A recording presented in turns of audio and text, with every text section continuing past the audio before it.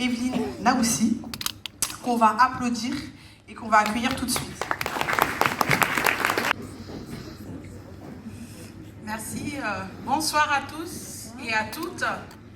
Et vraiment, bonne célébration. Ce n'est pas une fête, c'est une célébration de la Journée internationale de lutte pour les droits des femmes. Et je tiens à vous remercier d'avoir fait le déplacement pour ce concours d'éloquence qui est à sa 4e édition. Donc, je suis Evelyne Naoussi, la présidente fondatrice de l'association Sunshine. Alors, je vais présenter très rapidement l'association. L'association a été créée en 2016 par moi-même. Donc, je suis juriste de formation. Et Sunshine, comme un rayon de soleil, nous militons pour les droits des femmes et des filles, la promotion de l'égalité femmes-hommes et la lutte contre les violences faites aux femmes. Donc, nous tenons des permanences à Beaucevron et un point d'écoute à Beaucevron pour accompagner les femmes victimes de violences, dont la permanence se tient tous les samedis. Autant toi tu dois faire chambre, tu fais honte à la famille. Réaction, la jeune fille se renferme sur elle et ne parlera plus jamais de ce viol. Toutes ces pensées négatives, seulement gardées par une jeune fille de 6 ans, toutes ces pensées sombres, noires, c'est un petit message. Il semble que la France nous écoute, les membres de la famille devraient un peu se bouger et croire en leur enfant, vous ne trouvez pas? Appliquons les équités ensemble, en commençant par la sororité. Sororité, 4 syllabes, c'est pas si compliqué que ça. S-O-R-O-R-I-T-E accent. En espérant que les mots d'une jeune fille de 14 ans pourront faire changer les choses. Merci. Leurs expériences de vie me paraissaient tellement éloignées de la mienne. C'est vrai quoi, ma mère n'a jamais fait de distinction entre moi et mon frère parce que lui était un garçon et moi une fille. Notre mode de fonctionnement à nous, c'était plutôt je suis l'aîné, toi le petit. Quand ma mère faisait la cuisine, c'était mon frère qui l'aidait parce que moi j'avais horreur de ça. Quand mes vêtements devenaient trop petits, c'était mon frère qui en héritait. Vestimentairement parlant, ma maman a toujours été quelqu'un de très libre. Elle a toujours mis des shorts, des jupes et des salopettes. Et d'ailleurs, moi-même, je me suis toujours habillée comme ça, avec les collants de toutes les couleurs et les étoiles dessus.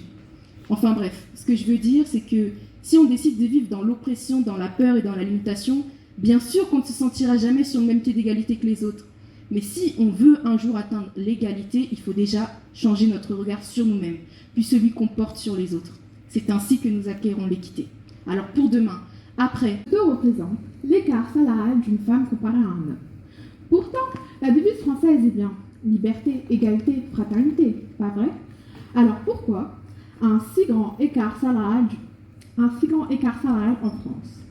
Donc on va se demander si l'égalité professionnelle entre les femmes et les hommes est réelle dans notre société. Malheureusement, nous devons répondre par la négative à nos questions, mais... Les petites filles sont toutes mignonnes, toutes gentilles, et les garçons sont forts et protecteurs. Ce stéréotype-là, pour vous, d'où vient-il? Il vient de l'éducation genrée que nous pouvons recevoir. Je reviens donc à ma question. Selon vous, pensez-vous que l'éducation genrée est responsable des violences faites aux femmes? Par violence faite aux femmes, j'entends violence physique, verbale comme sexuelle. Traitons d'abord les violences physiques. C'est étant jeune... Qui s'habille comme il veut, qui sort ou rentre à n'importe quelle heure? Non. Dans le dictionnaire, être libre, c'est quelqu'un qui n'est soumis à aucune contrainte, à aucun contrôle, à aucune restriction. Avoir la libre disposition d'un bien. Aujourd'hui, je vais répondre à la question, les femmes sont-elles vraiment libres? Les femmes seront vraiment libres quand elles seront assez fortes pour ne pas avoir à lutter ou pour défendre ce qu'elles ont déjà ou pour obtenir justice pour le reste. Elles se battent encore pour être libres de tout et de rien en se sentant très heureuses de passer la journée seule avec un bébé. Une question me taraudait. Pourquoi?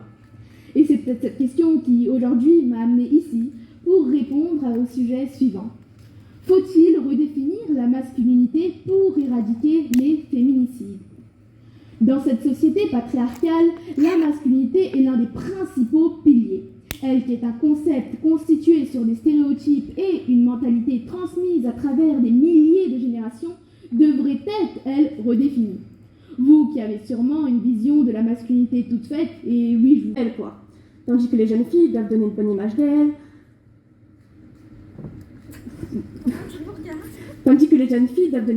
d'elles. Rester polies, sans oublier qu'elles ne peuvent pas sortir tard ou encore pas du tout. Et pourquoi à votre avis? Eh bien, tout simplement car les parents ont peur que leur fille se fasse violer ou agresser, sans oublier la peur d'une potentielle grossesse, d'un avortement. Je m'adresse à vous tous. Est-ce réellement la faute des femmes, filles, si elles se font violer parce qu'elles ont une jupe qualifiée trop courte ou un décolleté plongeant?